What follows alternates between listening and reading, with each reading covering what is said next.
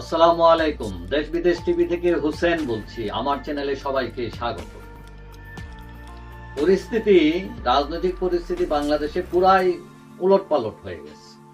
শেখ হাসিনা সরকারের পতনের পর প্রথম ছাত্ররা খুব দাপট দেখায় তারা ক্ষমতায় আসছে এবং তাদের ভাবসাব এরকম ছিল, মানে তারা যেটা বলবে সেটাই আইন, এবং তারা কোনো রাজনৈতিক দলকে পরোয়া করেনি। কিন্তু পরবর্তীতে ঝামেলা পাকায় বিএনপি।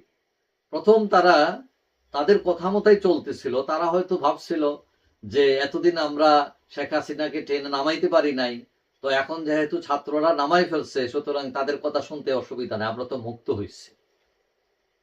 এবং তারা তারপরও একটু কঠিন ছিল, মানে এই জন্য ছাত্ররা যে তারেককে আসতে দিবে না। তারা যদি প্রকাশ্যে বলে নাই, কিন্তু তারা ওই যে স্লোগান দিয়েছিল একই সাপের দুই বিষ, মানে বিএনপি আওয়ামী লীগ কাউকে তারা অ্যালাউ করবে না। কিন্তু গণেশ উল্টে গেল কখন, যখন প্রেসিডেন্ট অপসারণ নিয়ে তারা মুভমেন্ট করলো, আওয়ামী লীগ নিষিদ্ধ নিয়ে বিএনপি তখন উল্টো করে গেল। এবং উল্টে করার পর তারা আসলে তাদের তো কোনো ক্ষমতাই ছিল না যে বিএনপিকে কিক আউট করার, কারণ বিএনপি একটি বড় দল, ছাত্ররা যতই লাফাক না কেন তাদের পিছনে কোনো শক্তি নাই। তো এখন মেইন শক্তি কি, তারা টিকে আছে মূলত সেনাবাহিনীর সাপোর্টে।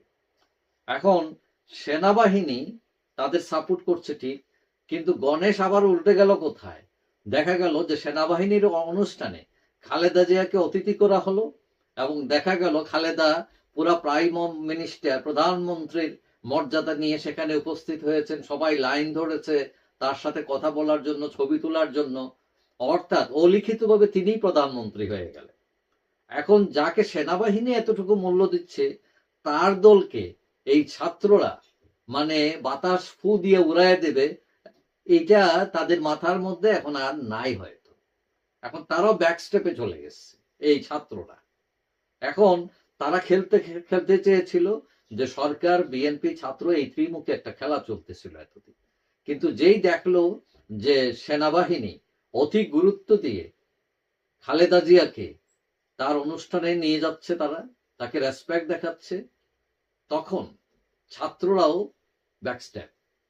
এখন দেখা গেল যে আমরা গতকাল বৃহস্পতিবারে দেখলাম যে শুধু খালেদা জিয়া নয়, তার পুত্র তারেক রহমান সহ দাওয়াত পেয়েছেন বঙ্গভবনের অনুষ্ঠানে, এবং এটা সরকারের দাওয়াত।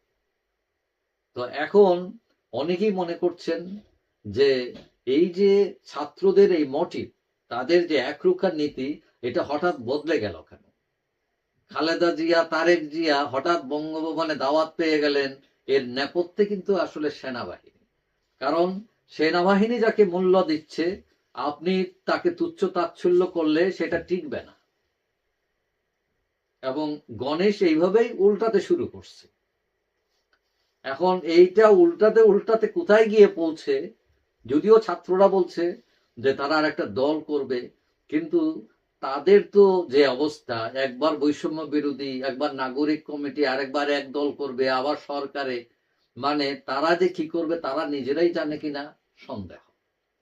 এখন অনেকেই আশা করেছিলেন যে তারা তৃতীয় শক্তির উত্থান ঘটাবে, কিন্তু অনেকেই মনে করছেন মানে তারা টু লেট। তারা এখন হয়তো করতে পারে, কিন্তু মানুষের যে ইমোশন স্পিড বা তাদের প্রতি যে একটা ভালোবাসা ছিল গভীরভাবে, অন্ধভাবে, সেটা থেকে মানুষ আস্তে আস্তে সরে যাচ্ছে। বিশেষ করে তাদের কিছু হঠকারী ডিসিশনের কারণে মানুষজন আবার হতাশ হয়েছে। যাই হোক, সবাই ভালো থাকবেন। আশা করি দেখা হবে অন্য কোনো ভিডিওতে ইনশাআল্লাহ। আল্লাহ হাফিজ।